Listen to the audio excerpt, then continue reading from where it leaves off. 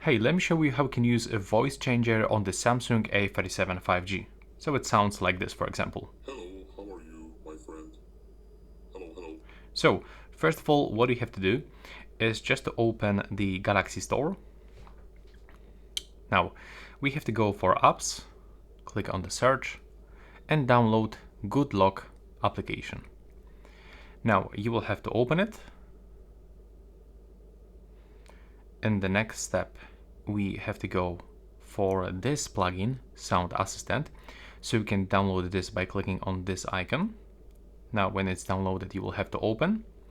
Scroll all the way down for a voice changer, turn it on, and now you can find a few voice effects that you can test when you click on it. This is a sound test. This is a sound test. This is a sound test. And This is a sound test. you can even record a custom voice effect. Create it by selecting all of those features. So if I'm gonna set everything like this to the right side, it sounds like this. And you can just save it. And now I want to mention that it's not working for phone calls. It is available, for example, in the sound recorder, or for example, when you are playing some games. But for the phone calls, it's not supported.